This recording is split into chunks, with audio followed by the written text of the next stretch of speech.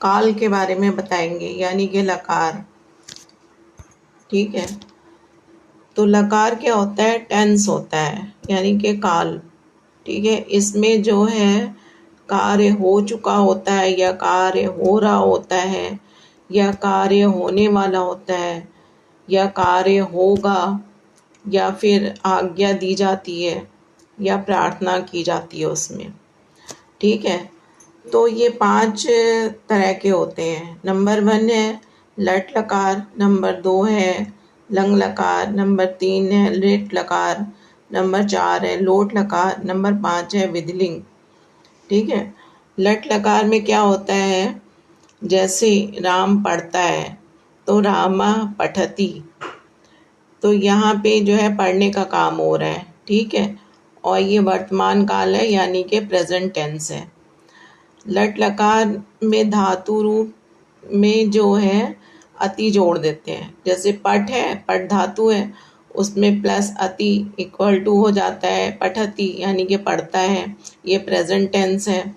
और लंग लकार यानी कि पास्ट टेंस, तो पास्ट टेंस में क्या होता है? जैसे रामा अपठत, तो इस ये जो है राम जो ने पढ़ा, या राम पढ़ा, यहाँ जो है इससे पता चल रहा है कि पढ़ने का काम हो चुका है, यानी कि ये भूतकाल का इसमें पता चल रहा है, तो ये पास्ट टेंस है। ठीक है, अब ये लंग लकार में आ पहले जुड़ जाता है, जैसे अपठत। ठीक है, और उसी तरीके से लिट लकार है, यानी कि फ्यूचर टेंस। जैसे रामा पठिष्यति, तो इसमें जो है पढ़ने का कार्य होने वाला है, यानी कि भविष्य काल का इसमें पता चलता है। इसे लिट लकार कहते हैं, फ्यूचर टेंस कहते हैं। लिट लकार में पठ में धातु में इष्यति जुड़ जाएगा, यानी कि पठिष्यति। जैसे पठ प्लस इष्यति इक्वल टू पठिष्यति।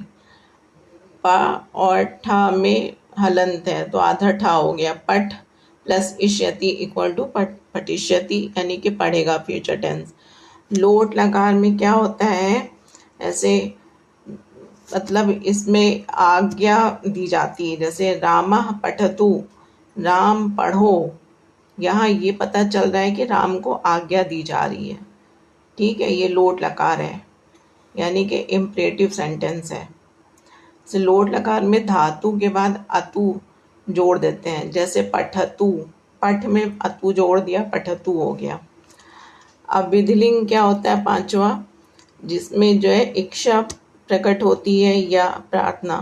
जैसे राम पठेत, राम को पढ़ना चाहिए, यहाँ राम को पढ़ने की कामना मतलब इच्छा की गई है, इससे विधिलिंग लकार कहते हैं, यानी कि सब्जेक्टिव कहते हैं। ठीक है, विधिलिंग लकार में एत जोड़ दिया जाता है, जैसे पठ प्लस एत इक्वल टू पठेत।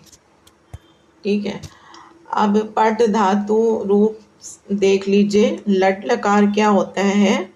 वर्तमान काल, यानी कि प्रथम पुरुष लिखा जाता है। जैसे पहले पुरुष लिखेंगे, दूसरे पहले सबसे पहले तो ऊपर आपको लिख के याद करना पड़ेगा लट लकार, फिर उसके नीचे जो आप लिखेंगे पुरुष, एक वचन, द्विवचन, बहुवचन। अब पुरुष के नीचे प्रथम पुरुष, मध्यम पुरुष, उत्तम पुरुष, उसमें एक वचन में पठती, द्विवचन में पठता, और बहुवचन में पठंती। फिर मध्यम पुरुष में पठसी, द्विवचन में पठथा, और बहुवचन में पठत। और उत्तम पुरुष में पठामी, द्विवचन में पठावा, और बहुवचन में पठामा। तो लिट लकार भी है, देखिए भविष्य काल, यानी कि प्रथम पुरुष, मध्यम पुरुष, उत्तम पुरुष, यानी कि पठिष्यति, पठिष्यता, पठिष्यन्ति, पठिष्यसि, पठिष्यथा, पठिष्यत, पठिष्यामि, पठिष्यावा, पठिष्यामा। उसी तरह लंग लकार है, देखिए जैसे अपठत, अपठताम, अपठन, अपठ, अपठताम, अपठन, अपठत, अपठम, अपठाव, अपठाम। ठीक है, लोट लगान में देख लीजिए, प्रथम पुरुष, मध्यम पुरुष, उत्तम पुरुष। जैसे पठतु, पठनाम, पठन्तु। पठ, पठतम, पठत, पठानी, पठाओ, पठाम। और पठेत में ये विदलिंग में क्या है, इच्छा प्रकट की जाती है इसमें। जैसे प्रथम पुरुष, मध्यम पुरुष, उत्तम पुरुष, यानी कि पठेत, पठेताम, पठेयु, पठे, पठेतम, पठेत, पठेयम, पठेय, पठेम। इसमें आप ये जो है पठ धातु के रूप पांचों ये याद कर लीजिए, और याद करने के बाद लिख लिख कर देख लीजिएगा। हलंत और विसर्ग का बहुत ज़्यादा ध्यान देना है। ठीक है, सारे लकार आप इसको याद कर